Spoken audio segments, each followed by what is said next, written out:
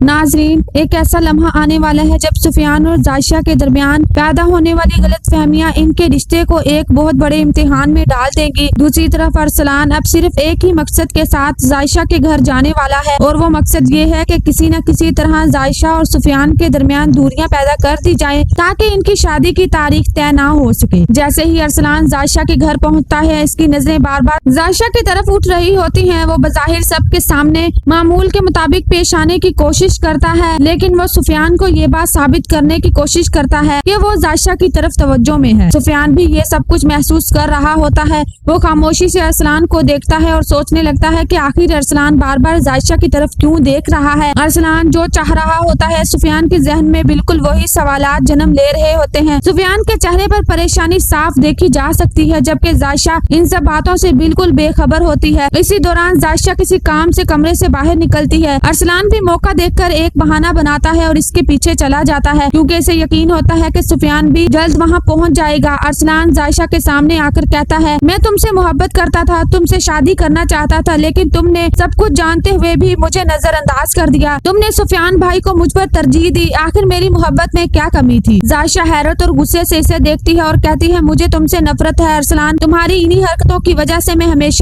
हमेशा परेशान रही हूँ। तुमने कभी भी मेरी इज्जत नहीं की। मैं तुमसे कोई ताल्लुक नहीं रखना चाहती। खुदा के लिए मेरा पीछा छोड़ दो। ये तमाम बातें सुफियान दरवाजे के करीब खड़े होकर सुन लेता है। एक लम्हे के लिए इसके कदम वहीं रुक जाते हैं। इसे इस बात की तवक्को नहीं होती कि अरसलान जायशा से मोहब्बत करता था। इसके दिल में बेशुमार सवालात जन्म लेने लगते हैं। जायशा जैसे ही सुफियान को दरवाजे पर देखती है, वो घबरा जाती है। वो फौरन इसके पीछे जाती है और कहती है, सुफियान प्लीज मेरी बात सुनो। बात वैसी नहीं है जैसी तुमने सुनी। मैंने कभी भी अरसलान को इस नजर से नहीं देखा। लेकिन सुफियान खामोश रहता है। इसकी आंखों में मायूसी और उलझन साफ नजर आ रही होती है। वो धीमी आवाज में सिर्फ इतना कहता है, कभी कभी सच और झूठ में फर्क करना बहुत मुश्किल हो जाता है जायशा। ये कहकर वो वहाँ से चला जाता है। हामिद जो सुफियान के अचानक रवैये से परेशान हो जाता है, बार बार सोचने लगता है कि आखिर ऐसी कौन सी बात हो गई कि सुफियान बगैर कुछ कहे वहाँ से चला गया। शेरी और हामिद आलिया और इसके घर वालों से माजरत करते हैं और कहते हैं शायद सुफियान को कोई जरूरी काम याद आ गया होगा,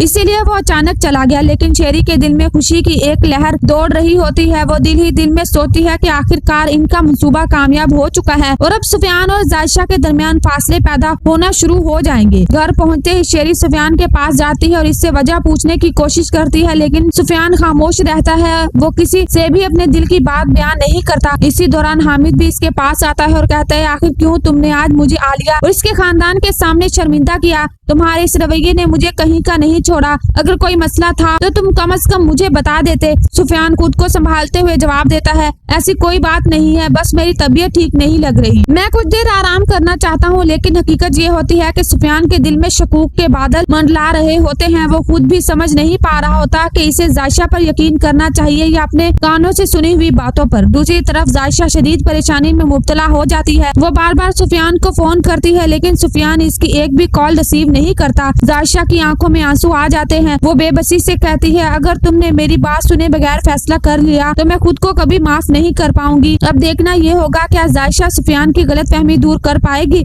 या फिर अरसलान की चाल कामयाब हो जाएगी। क्या सुफियान अपने दिल की आवाज सुनेगा या फिर रिश्तों के दरमियान खामोशियां हमेशा के लिए दीवार बन जाएंगी।